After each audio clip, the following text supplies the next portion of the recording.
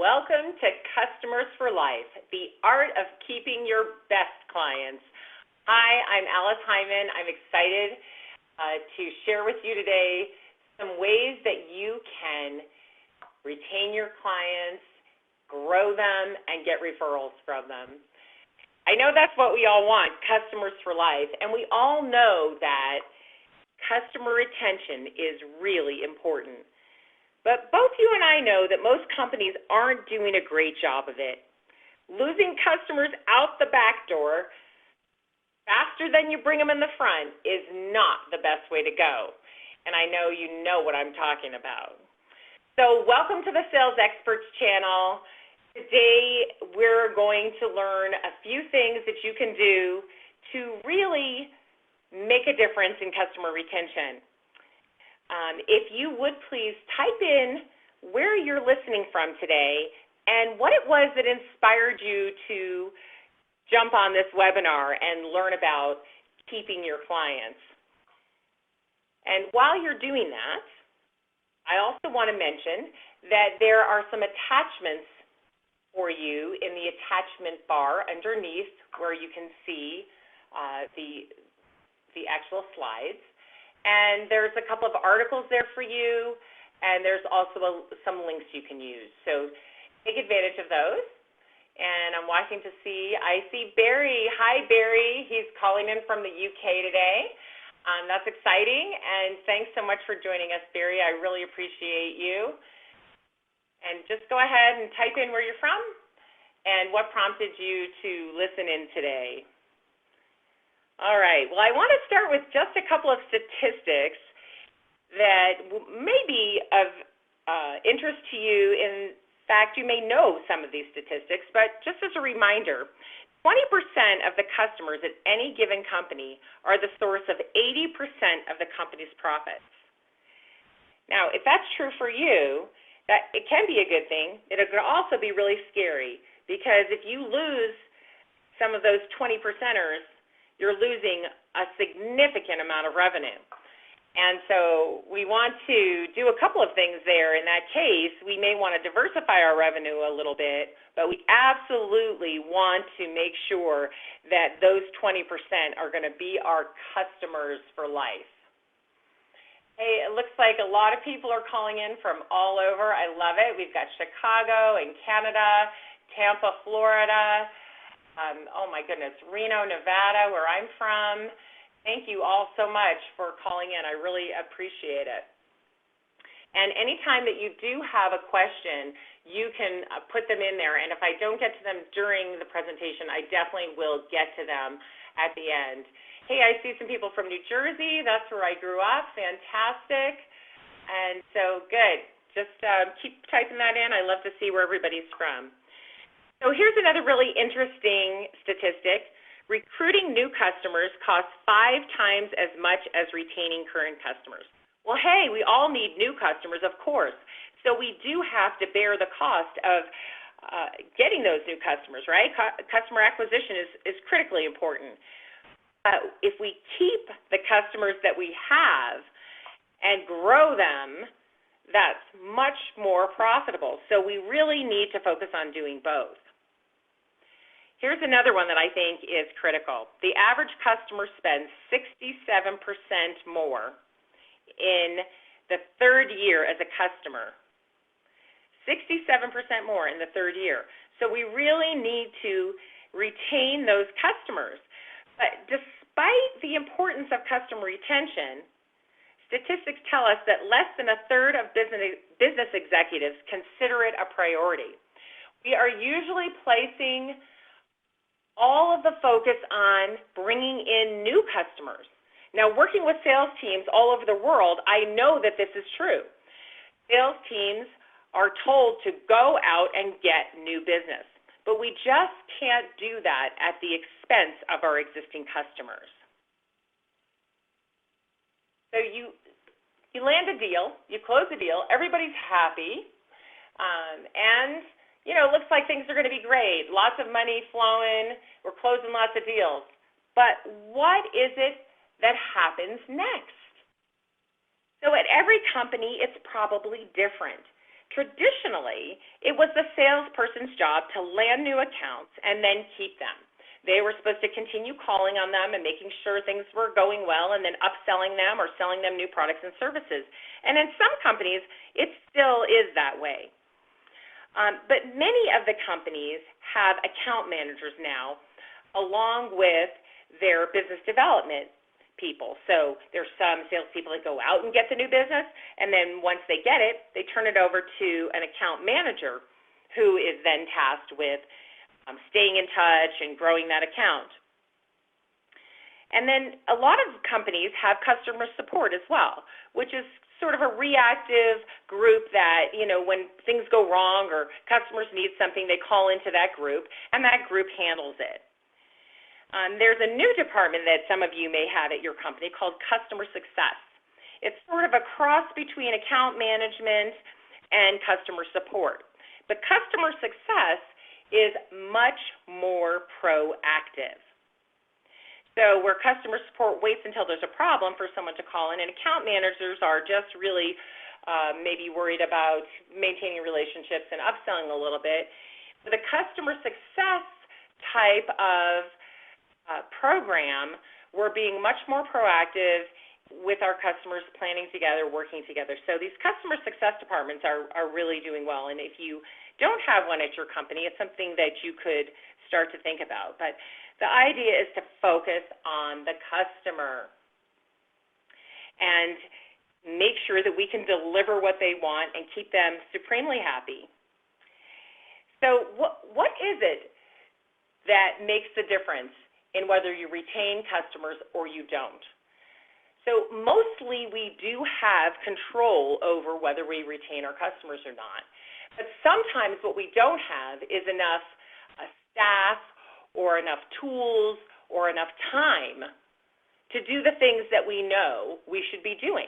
So what I'm going to tell you here isn't brand new information.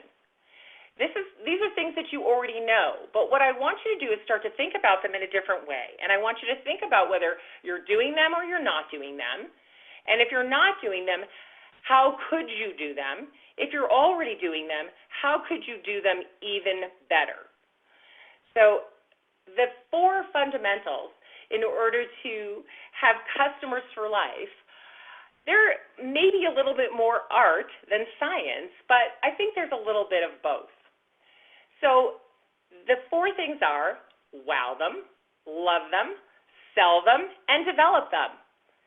So if you keep that in mind as the basis for your strategy for customer retention, I think you can build a really powerful customer retention program and have the customers you want for life. Now, a little caveat here, I do want to just mention, sometimes there are some customers we don't want for life. That's a whole nother story. But for the most part, we want to keep our customers and grow them. And that starts with the first fundamental, which is wow them. Now, what exactly does wow them mean?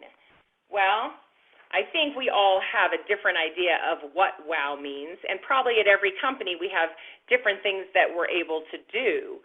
But let's dive in and see where you could maybe make some improvements in this category. So what happens at your company once a deal is closed? Do you have an onboarding process? Are your customers impressed? So what we want to do to make sure that there's a smooth onboarding of new customers and that they are truly impressed is we want to assign someone to onboard the new customers. Now, that's pretty simple, and you probably actually have someone assigned to that. The problem is that person may have lots of other things to do as well. So what they need is a process to work through. So in their busy schedule, they make sure that as each new customer comes on, they have a process that they're following to make sure that customer is onboarded properly. Now, if you are onboarding 10, 20, 30 customers a month, you're going to need lots of people to help, and hopefully you have them. But at some small companies, we don't necessarily always have that help, so we need to put a process in place that we can follow with a checklist so it makes it easy and streamlines, and we can have reminders on our calendar so this person can effectively wow those new customers as we bring them on. Some of the other things that you need to think about are make sure that all the people involved in making the decision, so you close the deal and there were 5, 6, 7 people involved in making the decision, well, make sure they're all thanked properly. Now, I'm sure you do thank your customers, but think about, are you thanking one main person that was your main contact, or are you sending a thank you out to all of the people? Maybe even have your president or CEO or some senior level person at your company send an official note. It could be mailed, it could be emailed, but think about how you're involving all the people who made the decision and thanking them properly. Then the next thing is introducing them to the people at your company that they need to know. Now, a lot of times we totally skip this step, and it can be frustrating for customers when they're not sure who to contact about what, and then they'll go back to the original salesperson every time because that's the person they know and trust, and that's the person they know how to reach. But in onboarding, it's really important to make a really nice, graceful handoff. So if the salesperson is the one who has all the relationships, a salesperson needs to make sure they introduce and hand off those relationships in the right way. But as the person who is onboarding the new customer, you could actually send them an email or a document with the names of the people at the company that they need to know and the best way to contact them. Maybe there's a help desk or a way to put a ticket in. Maybe there's a chat feature. Maybe you can text someone. But tell them who to get a hold of for what and what the best way to do that is. So introduce your team, basically. Hey, we've got a great team. I want to introduce them to you, right? So that's what we're looking at here. And I've got a client who does a really fun thing. They do a team video when they bring on a new client. They just do a video and welcome the new client. They introduce them by video to everybody at the company, and then they send off that video to all of the proper people at their new customer, and their customers just love it.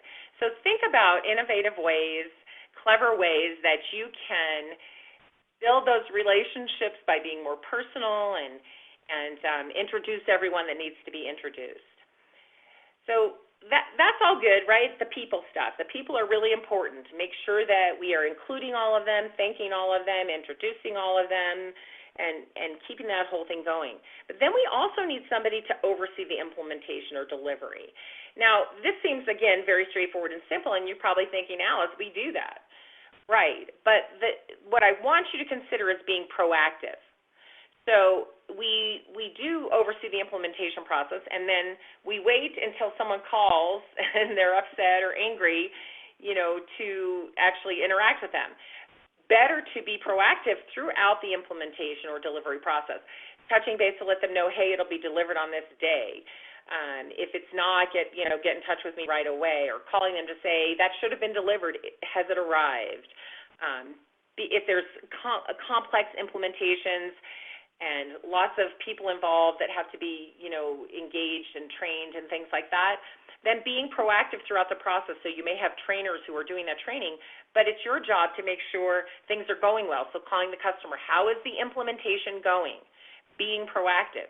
Now, I know you're thinking to yourself, oh my gosh, Alice, this takes so much time. Yes, it does. But we want to wow our customers so we have customers for life. And this is, the art of it.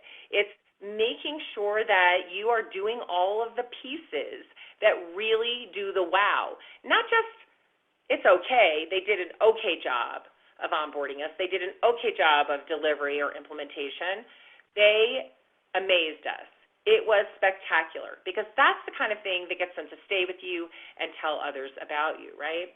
So speaking of, training people and on your product or service, if you have user adoption as an issue, then make sure that your company has some sort of user adoption process that you can help your customers with the rollout. So work with them on their roll-up, figure out how to do the customer adoption, and help them. Because if you're selling them seats and you sold them 5,000 seats and only 300 people used it, when it's time to renew that contract, you're going to have trouble renewing 5,000 seats because only 300 used it. So you've got to get user adoption under control, and I know a lot of you have that issue. So keep that in mind and figure out how you can assist them with user adoption.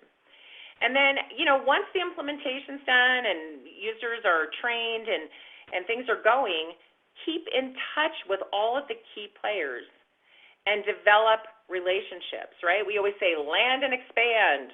So you've got some relationships because they've been handed off to you very carefully and introduced, and you're maintaining those relationships. And there's others in your company helping you do that as well. But you also have to develop relationships with new players because people leave the company or people go on leave for whatever reason, maternity leave or family leave. I just had that with one of my clients the other day. A deal is completely stalled because someone went on family leave, and no one else will pick up the project because they're all too busy, and so they're going to wait until she comes back. So that's going to add 6 months to the sales cycle. So just something to think about. It's super important that you develop a lot of relationships with the right people and maintain those relationships. And then how do you do that, right? You have to be proactive. So you've got all these relationships now. How do you keep in touch with them? Well, you need to have a system in place. You need to have, maybe some automation to help you. So maybe you're sending out some great tips for how to use the product. Maybe you're sending out some articles that give them good information. Maybe you're sending some videos and things like that. But keep in touch by being proactive and sharing information that will be helpful, and get others in your company involved in doing that as well, and get them involved in building relationships. So lots of people at your company can be involved in this. And again, you give them a process. I'd like you to reach out to this person this many times a year and say these kinds of things, do these kinds of things, offer this kind of thing.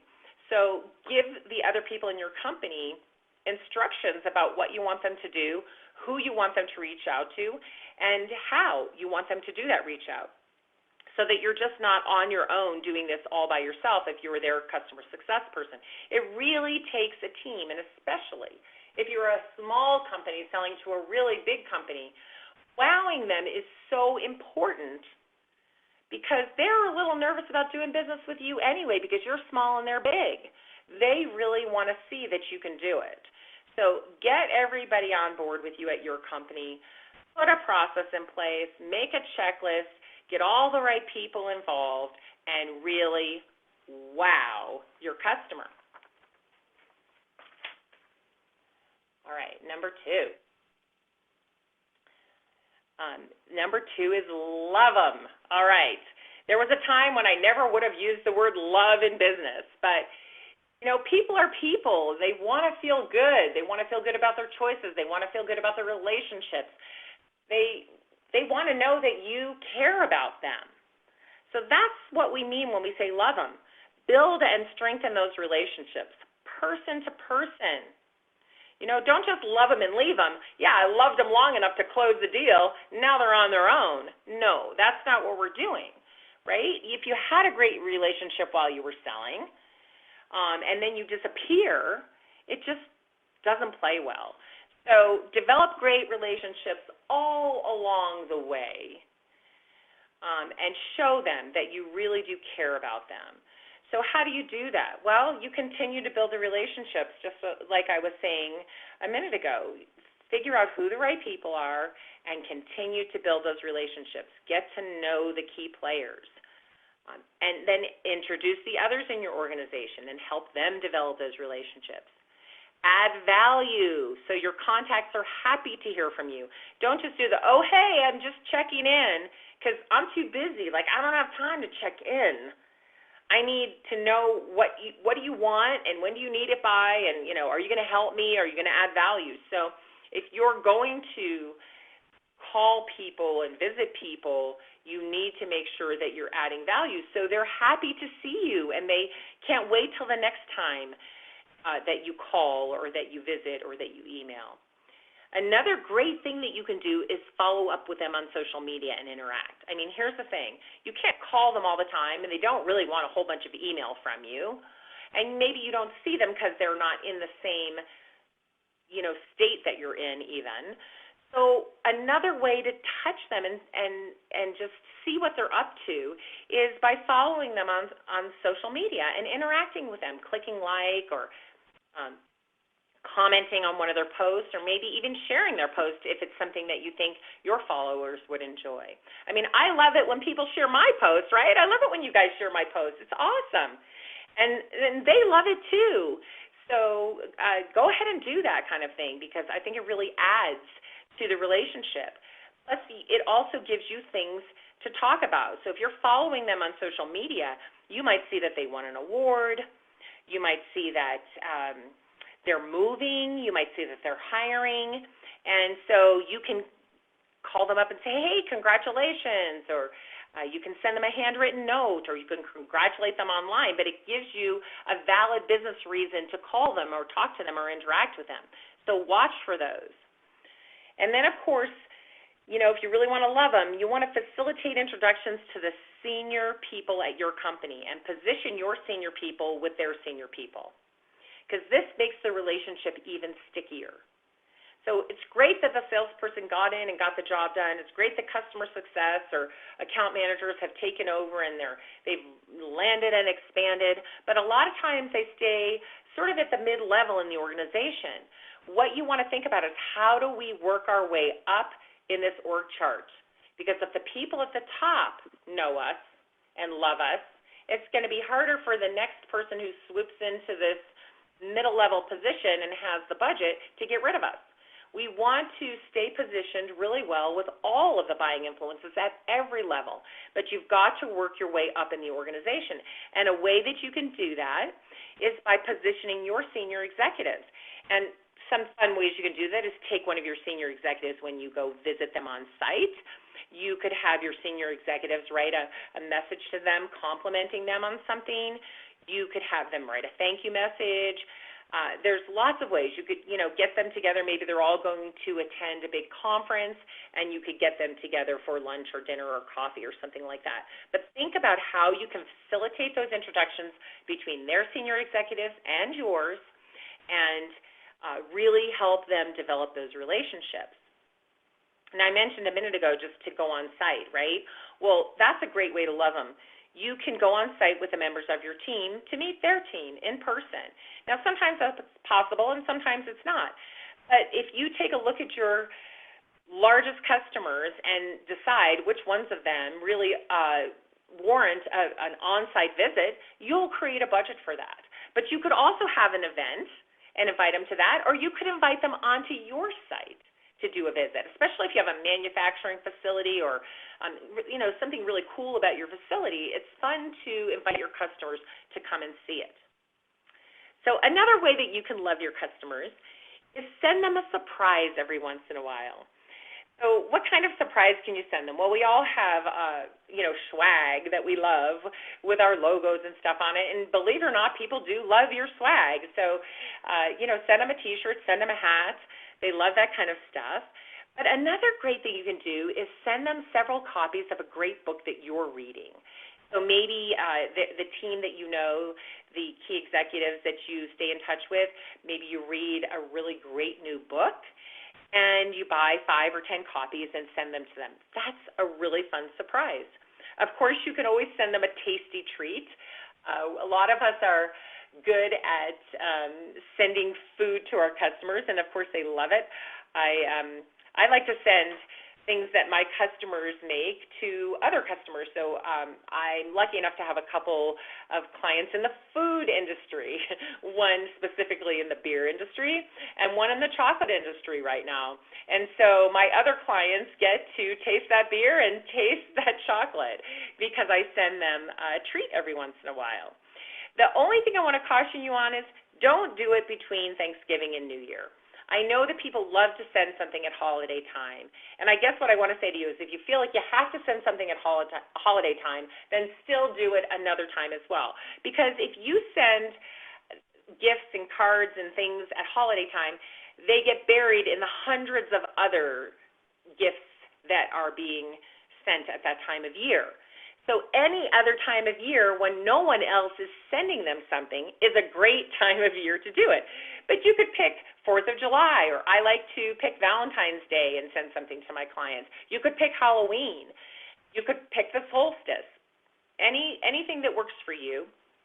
But think about how you could send a surprise every once in a while to your big clients and just make them feel loved. I think it's wonderful. But remember, a handwritten note goes a long way too, so it doesn't have to be expensive or fancy because a handwritten note makes people smile. And I know because I buy these beautiful cards with artists' work on them, and I will send them out to my clients occasionally, and then when I arrive at their office for a visit, I see them in their office either pinned to the wall or on their desk. So I know that people really do care about that kind of thing. All right, number 3 is sell them. All right, now you think sell them. Wait a minute, Alice, we're talking about focusing on the customer, and now you're talking about selling to them. Well, we all know that we want to retain our customers and grow them, right? So we want them to renew. We want them to purchase more. We want to sell them new products. But this isn't just good for you. This is good for your customers because they have needs that you can fill. And if you're not bringing them your new products and services, then you're really remiss because they need to go get that from somebody else. So think about it. As you do your customer success plan, think about what else your customers might need. They start off with this, but later they need that. You can grow them. All of your customers need to fix or grow something. And if you love them and you're having great conversations with them, you will be uncovering needs. And when you uncover those needs, hopefully you can fill them, or sometimes you can refer them to someone else who can fill them. But either way, then you are looked at as a trusted advisor because you're helping them solve problems. So even though I said sell them, really what we want to do is just help them and solve problems with them. So if their problem is that they need to fix something or their problem is they need to grow faster, see if you can help them do that. And again, if you're having the kinds of conversations that I'm talking about, you will be uncovering needs all the time. So listen when you're having those conversations. Listen for needs you can fill.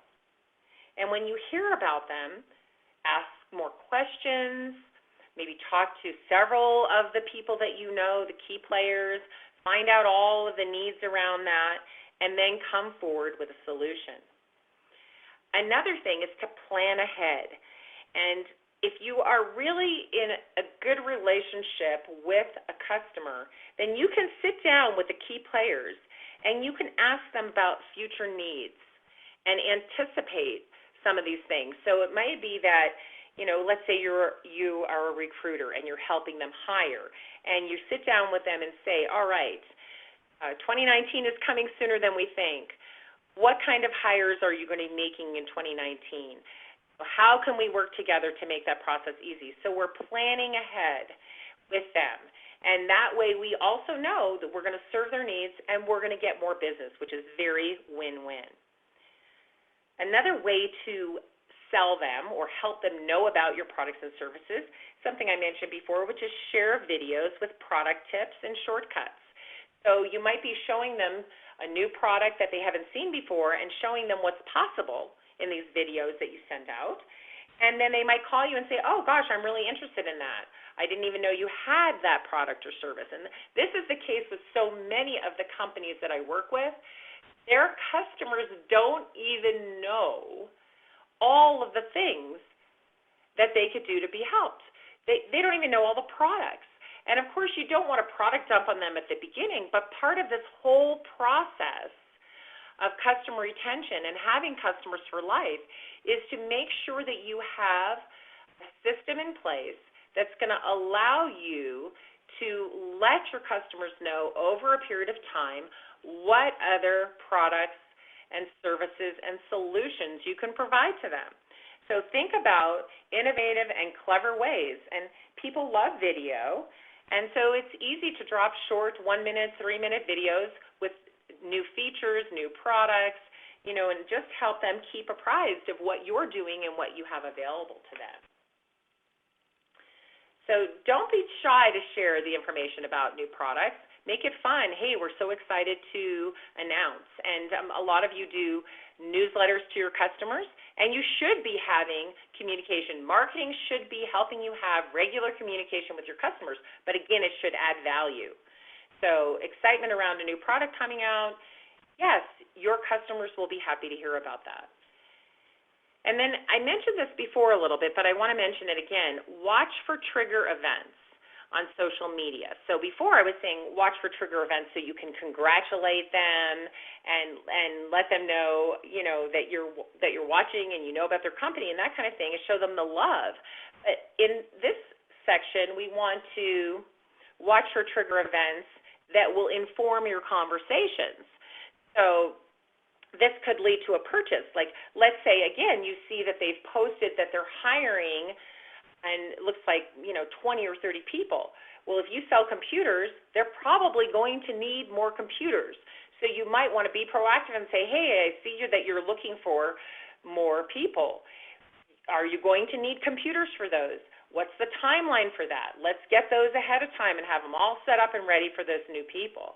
So these trigger events can help you know to call them, and it could possibly lead to a purchase. Again, if you're in recruiting and you see that they're hiring salespeople, or they put out a post for marketing people, or people who work in manufacturing, you can call them and say, hey, I see you posted some jobs. Would you like some help with that? Now, hopefully you've been proactive and you knew that ahead of time, but hey, sometimes you don't, especially if it's a big company. So watching for these trigger events on social media, it gives you things that you can talk about with them when you call them, and these things could lead to a sale. And now another one that might surprise you is asking them for a testimonial. So they love your products and services. They're buying more. If you ask them for a testimonial as part of your sales process, when they're talking about you and your products and your services and what you've done for them and how you've helped them, it reminds them of how much they love your solution. And that cements the relationship also, but it leads us into the fourth fundamental, which is develop them. And so if they give you a testimonial and they love your products and services and they talk about it, then they're willing to give you referrals. So we can develop our customers into a referral source. So if we're really taking care of them, if we wowed them, if we love them, and if we've sold them, now we can develop them. So that's the best thing about customers for life. They're loyal, and loyal customers will partner with you. They'll give you feedback, and best of all, they'll give you referrals. Now, what I'm talking about with referrals is an introduction. I'm not just talking about somebody handing you a name on a slip of paper with a phone number, or maybe giving you a LinkedIn, sending you a LinkedIn message and introducing you that way. I mean a real introduction, something like this. Hey, I work with Alice. She's amazing. She's really helped us grow our sales. She's helped us hire fantastic salespeople, and she's really helped us accelerate our growth. And I know that you're interested in accelerating your growth too, so I want you to talk to her so she can help you. That's the kind of introduction they'll give you if they are loyal customers and they love you. So we've got to develop them by doing 1 through 3, right? That brings us to number 4, which makes it easy. We can develop them, and we can earn the right to ask for referrals by wowing them, loving them, and selling them. And those referrals are the kind of introductions that I'm talking about. So when you ask them to make introductions, be very, very specific. So develop them into a good referrer. Explain to them exactly what you need and want, and help them make the introduction for you. Sometimes I actually write a brief email that they can use to make the introduction. So ask them for the introductions and make it easy for them. And then, of course, if they give you a referral, you need to thank them. Now, again, I'm not telling you anything new, but I can't tell you how many times people forget to do this. So make sure you thank them for the referral. Even if you didn't get any business out of it, the minute they give you the referral, just go ahead and thank them, right? But then as you talk to their referral and learn more about them, then keep them updated. Keep the person who gave you the referral updated. Let them know the result. Did you do business or did you not do business? It's like, hey, thanks so much for introducing me to Beth. We had a great conversation, and it looks like we might do some business together. Or, hey, thanks for introducing me to Beth. We had a great conversation, but it doesn't look like there's any chance for us to work together, but I thank you anyway, right? So either way, just go ahead and let them know the result of the referral that they did give you. And then continue to ask for referrals at a reasonable pace. So your customers who love you and who are loyal to you are happy to make introductions for you, but they're not going to think about it on their own all the time. So if you see on LinkedIn that they're connected to someone that you want to know, well, go ahead and ask them to make that connection for you, make that introduction for you. But don't do it like every day, right? Obviously, you wouldn't do that. And don't pepper them with like, here's 10 people I want to be introduced to. Do it at a reasonable pace. And, of course, if you do that and you follow the process and thank them, and they're going to be willing to do it. Now, I do have some articles on my website that can tell you a lot more about how to do referrals. And the recent blog post that I put up has links to all of those in there as well. So I think what's important to remember with all of this, yes, wow them, love them, sell them and develop them. But remember, this is about relationships, and relationships come before selling. So focus on building relationships. I think that is really the most important thing to do. Focus on building those relationships because that is what builds loyal customers. And when you have those loyal customers, so many great things can happen. So think about how you're going to build a relationship more than how you're going to sell them. And remember that building relationships, I know you're far away from people, you don't see them all the time, but you can use the phone, email, handwritten notes, social media to find commonalities, to find things to talk about, and to help you know more about the people that you want to build relationships with. All right, so we're wrapping up here, and I want to let you know that if you need more information or want to set up a plan at your company so that you can keep your customers for life, I am happy to get on a call with you. It is absolutely free.